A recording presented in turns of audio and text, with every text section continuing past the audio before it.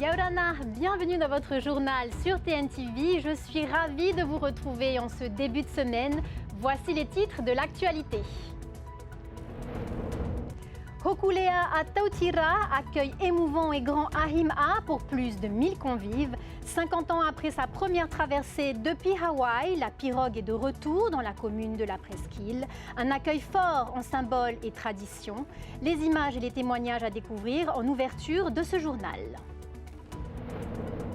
Nous partirons ensuite à Raiatea pour l'ouverture festive du Heivaira Romatei. Entre spectacles culturels et ateliers sportifs traditionnels, 1700 festivaliers sont mobilisés sur l'île sacrée. À quelques jours de la Tahiti Pro, une grosse houle a frappé la passe de Hawaï. Session spectaculaire pour les surfeurs de gros comme Michel Bourrez, Matei Drolé et Meo Cermak. Du beau spectacle à voir en fin de journal.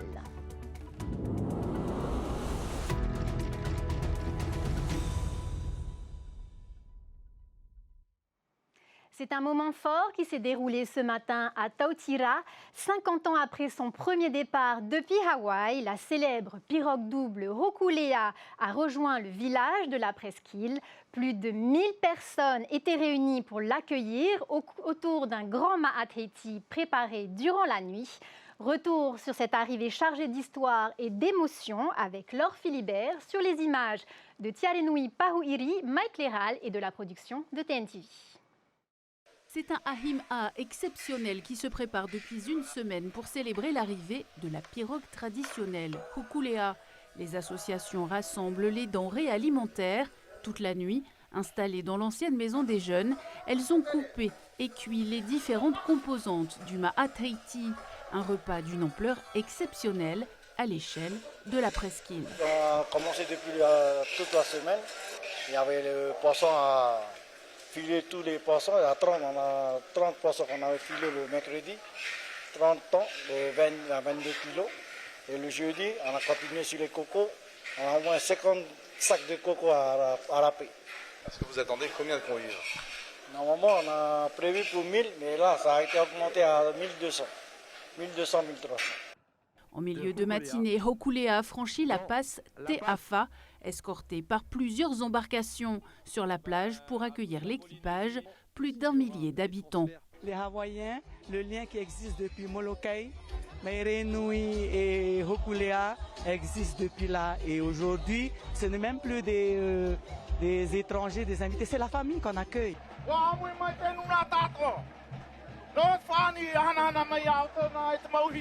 Orero, chants et danses ponctuent cette cérémonie d'accueil. Il faut revenir à la source, vivre avec le partage, vivre avec l'amour. J'ai presque les larmes aux yeux au souvenir de tout ce que nos métois ont fait à l'époque. Un an après avoir quitté Hawaï en 1975, Nainoa Thompson accostait ici à Tautira pour la première fois.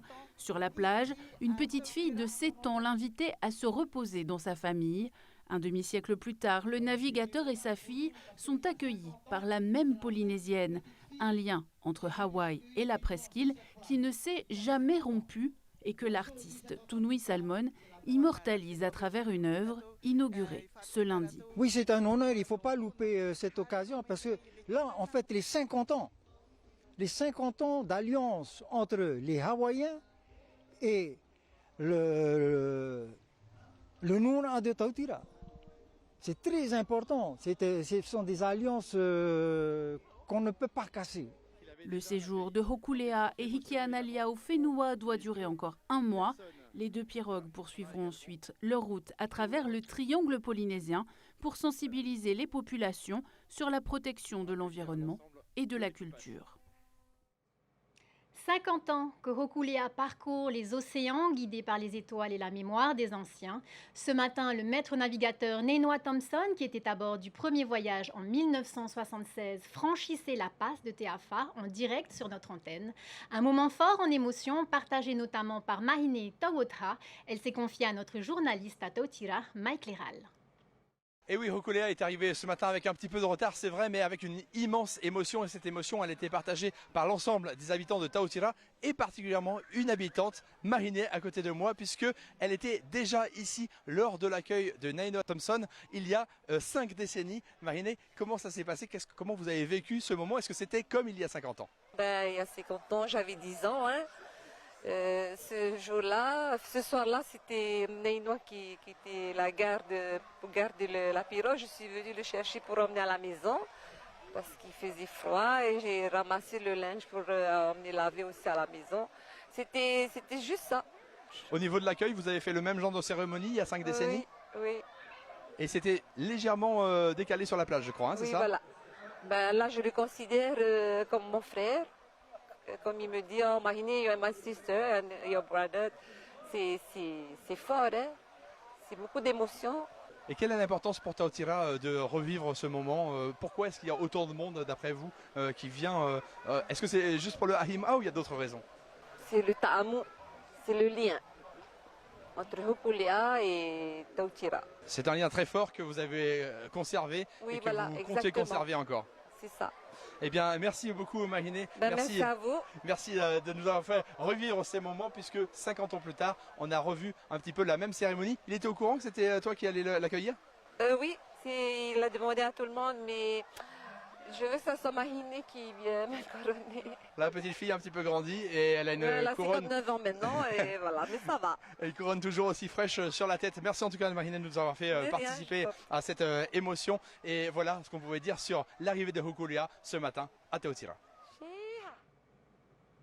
Dans un tout autre registre, nouvelle saisie de cocaïne au Fénois après le coup de filet record en mai dernier à Nukuhiva où près de 1150 kg de drogue avaient été saisis. Ce sont cette fois près de 90 kg de cocaïne qui ont été découverts le 8 juillet sur le port de Papeete. En visite au Fénois il y a quelques jours, le ministre des Outre-mer Manuel Valls a rappelé que la lutte contre le trafic de stupéfiants reste une des priorités de l'État.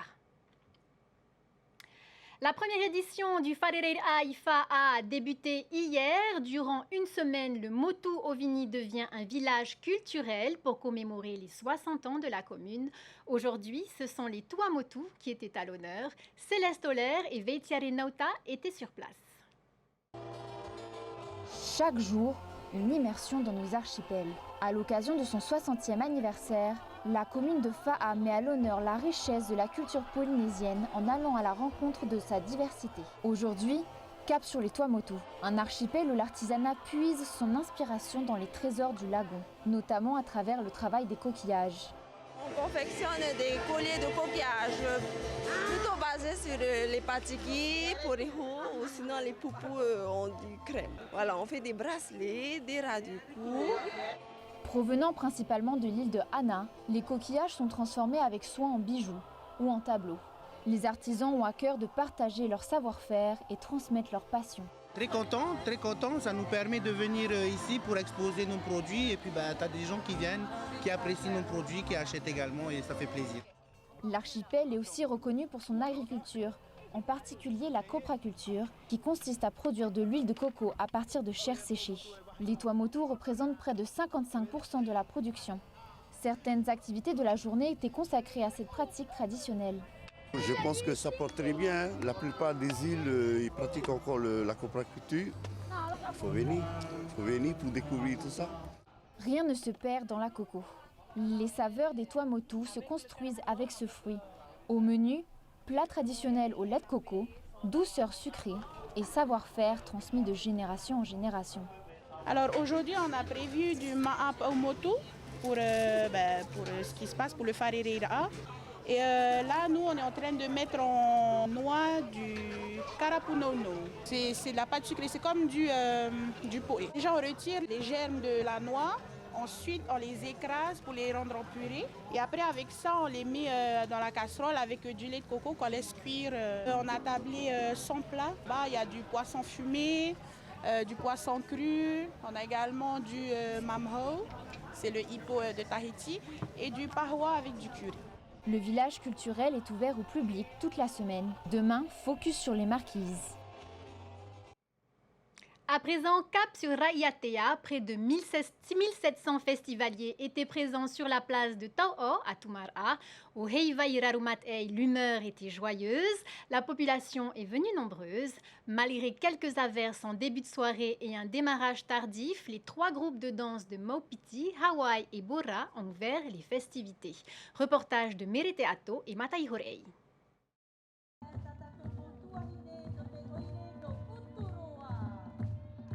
Après le défilé, la cérémonie du Rahiri et de manière officielle, la levée des drapeaux ont marqué l'ouverture du Festival des îles sous le vent hier soir. Un événement appuyé par la présence des délégations néo-zélandaises, pascouanes et hawaïennes. Originaire de Tevaitoa, la sénatrice Lana Tetuanui est ravie du retour de cet événement culturel qui rassemble les îles du Pacifique. Je ne peux qu'être fier de cette union et bien sûr le thème de cette année, en tout cas pour le festival Rarumat'ei, c'est l'unité, l'union dans ce triangle polynésien et avec la Polynésie au centre et plus particulièrement l'île sacrée Raiatea au centre de ce triangle polynésien. Sur la place de Tau'o, la délégation de Maupiti a ouvert la première soirée du festival. Leur thème, Maurua Tau'ai'a. Maupiti, l'île où je suis né. Nous avons l'honneur d'ouvrir le festival Rarumat'ei 2025, donc c'est un grand stress aussi pour nous, mais on est prêt pour l'ouverture. Alors nous, ça nous a pris 1 mois et demi de préparation, nous sommes en tout pour 120 artistes en gros. C'est un festival, on est là pour représenter notre île qu'une seule fois, alors c'est le moment de tout donner. Alors si on nous donne 45 minutes, ce n'est pas suffisant pour présenter notre île. Ce soir, pour la 2e soirée de spectacle, les festivités continuent, cette fois-ci à Uturoa, sur la place Toahurinihi. On reste au Heivairarumat'ei. Des ateliers sportifs traditionnels sont proposés toute la journée à Raiatea. Une manière vivante de transmettre les racines culturelles aux jeunes générations. Merete Atto, Matai Horei. Nage, course sur terre et en mer, chaque groupe était noté sur le travail collectif.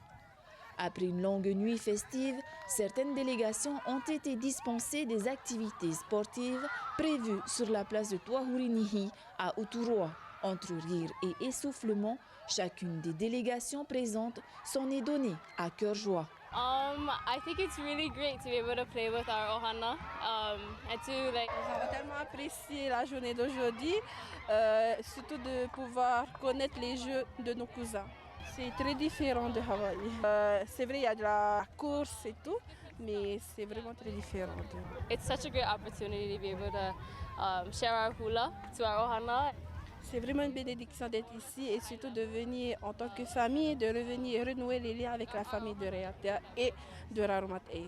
Après avoir signé un projet de jumelage avec la Nouvelle-Zélande l'an dernier, le maire de Taputapuatea, Thomas Moutam, se dit heureux d'ouvrir la voie à d'autres projets d'envergure qui seront bénéfiques à toutes les îles sous le vent. Nous avons signé ce jumelage entre la Nouvelle-Zélande et Raiatea. Nous allons envoyer quelqu'un justement pour la formation pendant 3 mois pour pouvoir améliorer, perfectionner sur tout ce qui est culturel, cet échange entre nous. Et même de l'autre côté, en faisant le contraire, nous allons accepter les déplacements, soit des écoles, des associations.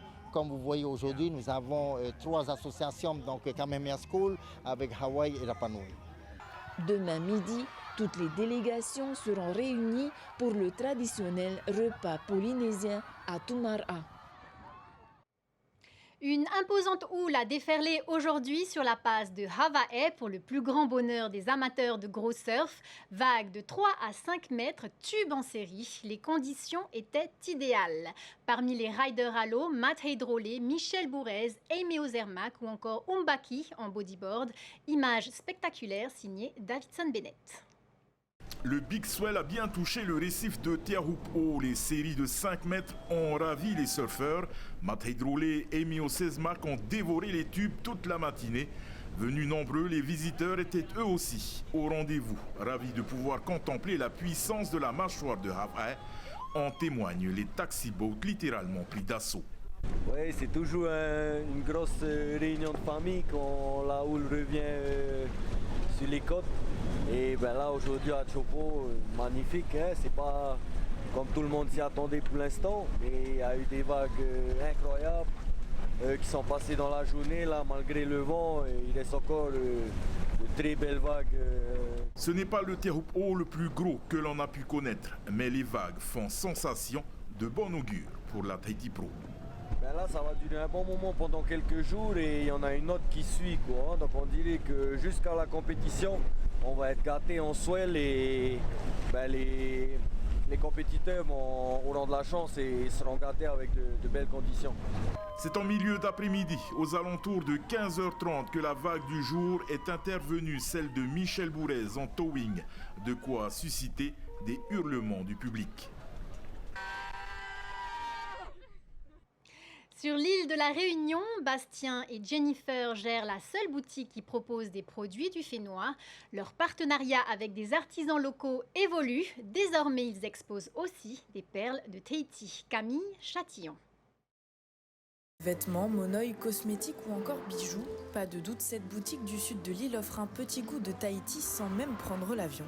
Depuis plusieurs années déjà, Jennifer et Bastien travaillent avec les commerçants du marché de Papeete pour ensuite mettre en vente leurs articles sur l'île Intense. Il y a ceux qui sont méfiants et puis il y a ceux qui sont très contents de savoir que leurs produits vont être exportés de l'autre côté de l'océan pour être vendus à l'île de la Réunion.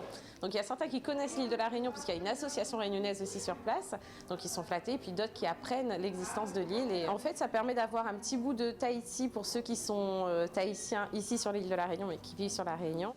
Et en plus d'être un lieu de rendez-vous pour les curieux et les habitués, la boutique propose à la dizaine d'artisans qui travaillent la perle de Tahiti une sélection directement importée du Fénois. Nous aujourd'hui, comme on a la boutique qui est un petit peu plus visible finalement, on a un volume plus important et on arrive justement à commander et à négocier des volumes sympas et des prix intéressants pour tout le monde, ce qui nous permet nous d'avoir un prix de la perle qui est relativement intéressant arrivé ici à La Réunion. Les perles serviront ensuite à fabriquer des bijoux ou des réparations sur des montages déjà existants. Aujourd'hui, la boutique est la seule de l'île à proposer autant d'articles venant de la Polynésie. Une aubaine pour toute la communauté qui habite l'île Intense. Nous arrivons au terme de ce journal. Maururumet Ei pour votre fidélité. Restez sur TNTV. Dans un instant, ne manquez pas la série documentaire iconique Polynésie dédiée ce soir au sport nautique. Retrouvez ensuite nos différences et 2 épisodes de la série Sam. Enfin, Enquête exclusive vous emmène dans une investigation sur la chute du géant Boeing. Très belle soirée à tous. À demain, même heure sur TNTV.